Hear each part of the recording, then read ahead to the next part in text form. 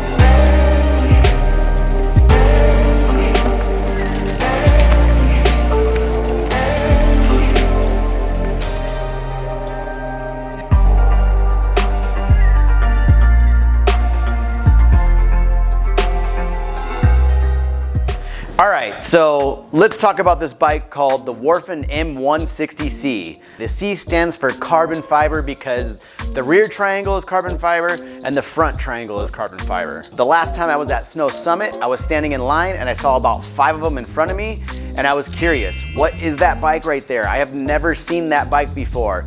The rear triangle reminded me of like a Yeti, but then the front triangle reminded me of an Intense, and I couldn't figure out like, what is that? I've never seen that before. And so I started talking to the people who were riding them and I said, hey, I've never seen these kind of frames. What kind of bike is this? And they're like, oh, it's called a Warphen, based out of Covina, California. I was like, oh, interesting. And I really was fascinated with the geometry. I was fascinated with the linkage, and I really wanted to try one out. So what I did when I got home was I hit up Warphen and I was like, hey, would you like to send me a bike so I could demo it and try it out? And he said, absolutely. So here's my adventure of riding a Warphen. Let me give you some quick specs of the frame. All right, this bike is a 160 mil travel, 160 in the front, 160 in the rear, 27.5 wheels. You know, one of those bikes that you can just kind of flick around, have some fun with, especially with all that suspension. So you can go out there and hit some of those big hits and still have enough suspension to keep you going. Has a 65-degree head angle. It has a 454 millimeter reach. The stack is 580 millimeters. The seat tube angle is 74 degrees. The bottom bracket height is 352 millimeters. The chainstay length is 425 millimeters. And the wheelbase is 1186 millimeters. Some of the notable parts that came on this demo that I really liked were the Renthal bars that were oversized with the Renthal stem. It had XT brakes with a 200 millimeter rotor in the front and a 180 millimeter rotor in the rear. It also had Hope Fortis wheels, which are something I've never ridden before, but I heard they're priced well and they're very durable. And it also came with an XT drivetrain, which was another thing I've never used before. But I gotta say, the Shimano drivetrain did very well and it shifted really good.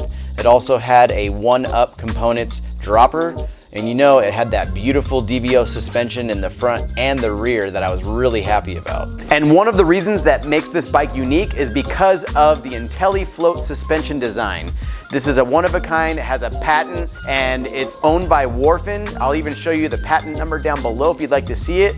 But he really designed something that no one else had and created his own. So he's lucky to have his own patent on his own suspension, which is pretty awesome. That's all the specs I have right now on this. If there's more things you want to know, I'm not really sure. You would probably have to hit up Warphen themselves and go ahead and ask them. I don't know. Lately, I've been riding DVO on my Reckoning. Having a DVO front end, I was already familiar with how that felt.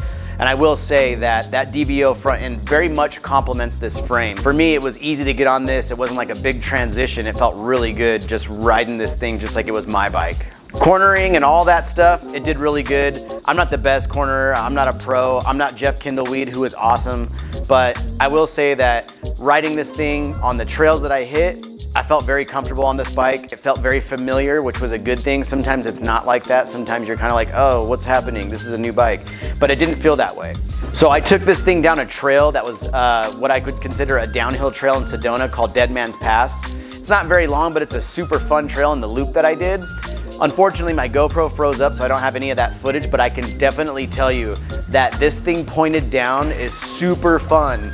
There's a couple of little spots on that trail that are seriously chunky, and this bike just sucked it all up. I was like completely impressed that it wasn't a downhill bike. For an enduro, that thing was just like a beast, so I will give it a lot of credit on that. Here's the question, is the Warphen M160C a climber? Yes, it is a climbing enduro bike. It climbed very well. I was super impressed. I will say climbing is its strong suit because it did so good. I went on a trail that I've done a lot of times before that, and I knew exactly what my pace would be, how well I would do, and I was impressed that I did a lot better than I ever have on that trail. So hands up to you, Warphen. It was a great ride. I had fun, and I improved my skill riding that bike.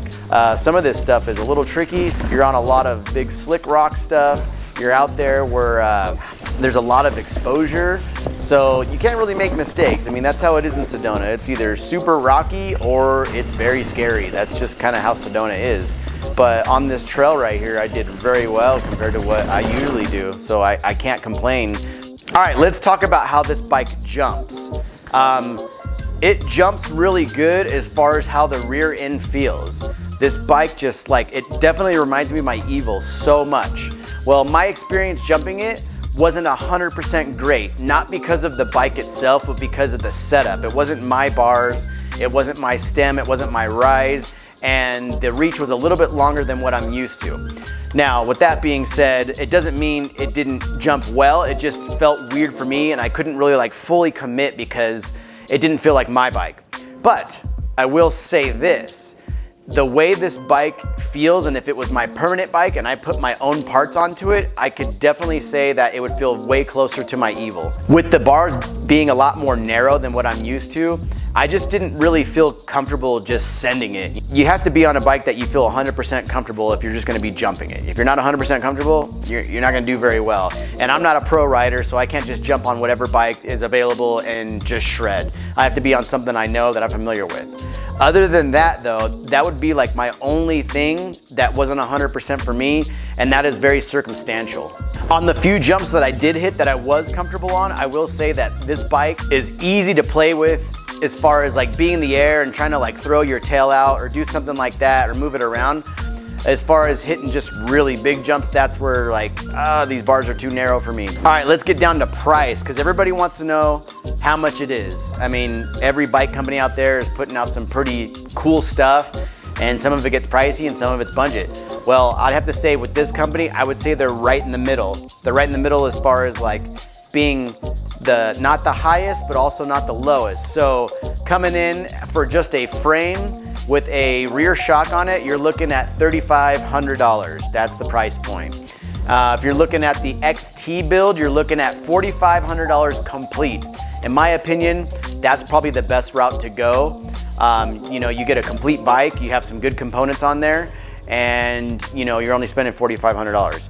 Now for the higher price, they're gonna have a higher price build with the Shimano XTR, which is gonna come in at $5,500. For me personally, you guys already know, that's not how much I like to spend on a bike. Building a bike, sometimes they cost that much, but going outright and just buying a bike at that price, it's kind of where I just not really interested in that.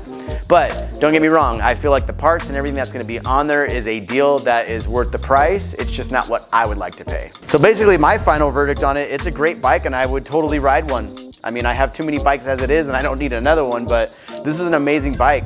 And I feel with its capabilities, it would be a great bike for anyone who wants to get into the enduro world and have a long travel bike that can climb. I mean, it's a win-win in my opinion.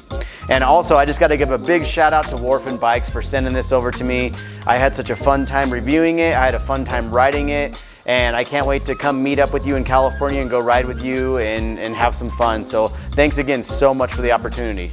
So the cool thing is there's more options out there besides all these big box brand bikes like Specialized and all the big names that you don't have to necessarily buy from. There's a lot more bikes out there that are smaller companies that are producing some pretty cool products.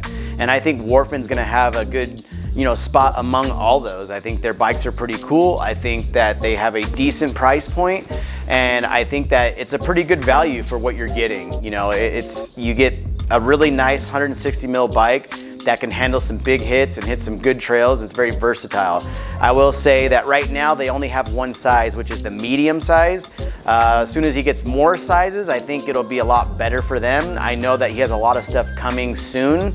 If you are interested in any of these bikes, I know that he told me the dates of when they'll be ready to be purchased are probably like around January, February of 2022. I would suggest going to the website. The link will be down below and you can ask him about availability.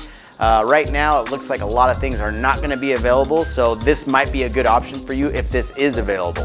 All right, well, that's pretty much it. So if you like what we do, hit that like button. If you want to see what we're up to next, hit that subscribe button. And always remember, start small and go huge. Thanks for watching.